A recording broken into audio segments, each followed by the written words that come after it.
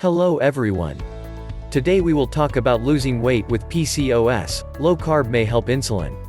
Facebook, Twitter. Losing weight with PCOS, low carb may help insulin response. PCOS is a condition that has a strong impact on a woman's fertility, and affects between 5% to 10% of women of childbearing age. Because a woman's body doesn't produce enough eggs when she suffers from PCOS, it can cause infertility and contribute to difficulties in falling pregnant.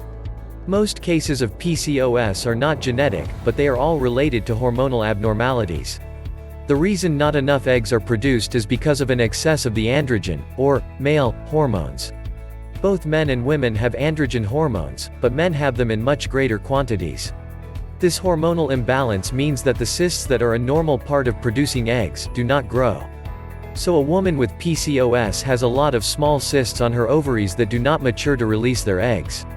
Normally, once this process happened, the cysts would go. Another consequence of the higher levels of androgen hormones is the increased risk of obesity, heart disease, diabetes, as well as a likelihood of having more facial hair. Interestingly, low-carb diets such as the Zone diet may help overweight women with PCOS. A recent study of 11 non-diabetic, overweight women with PCOS who had an average age of 33 was conducted.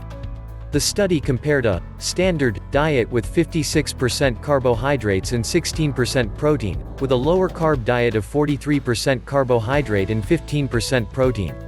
The fat component of the lower carb diet was a lot higher than the standard diet, by 14%. This is higher than it would be in the Zone diet.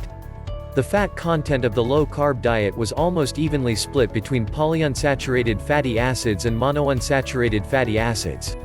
The fat content of the standard diet was almost evenly split between the two types of fatty acids, but was slightly higher, by 3%, in the monounsaturated variety. A third diet, one high in both carbohydrates and monounsaturated fatty acids, was also compared. The study participants only followed each diet for 16 days. They had a 3-week break between each diet, and tried all three. Because production of the androgen hormones are influenced by the presence of insulin, the researchers were interested in finding out whether a low-carb diet could reduce the amount of insulin circulating in the body. They believed this would have an indirectly positive effect on PCOS. The results of this study found that whilst hormones that were circulating weren't significantly affected by the lower carb diet, the women's cholesterol, fasting insulin levels, free fatty acids, and their response to insulin were positively affected. The fact that their response to insulin improved is an indicator of the possible benefit of a low-carb diet to PCOS sufferers. And because the women only followed the diet for 16 days, this may be why their levels of circulating insulin were not more prominently affected. The authors of the study state that, because elevated insulin is thought to contribute to the endocrine abnormalities in PCOS, a reduction in insulin would be expected to ultimately result in an improved endocrine profile. They go on to say that these improvements indicate that using a low-carb type diet, with a lower calorie intake, would probably benefit overweight women who suffer from PCOS.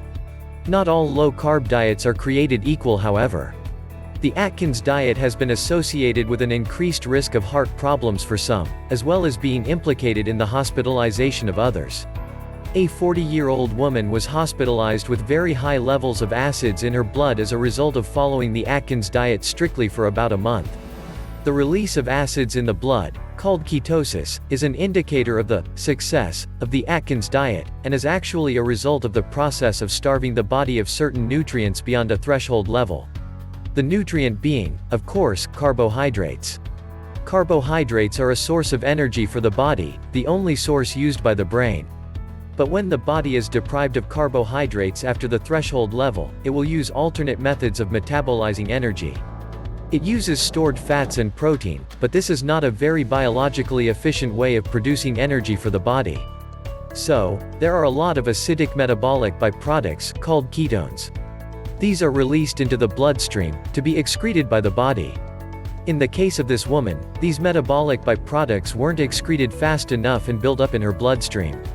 She was vomiting 4 to 6 times a day.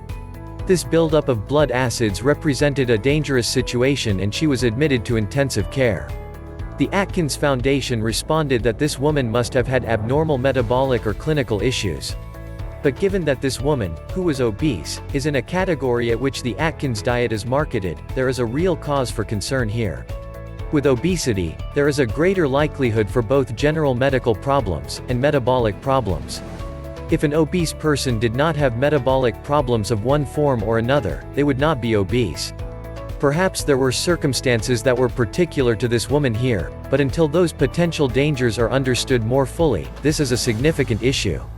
It's ironic that a diet should be implied as not being suitable for anyone with metabolic issues, particularly if this diet is marketed as a way of life, that is, recommended for long-term use.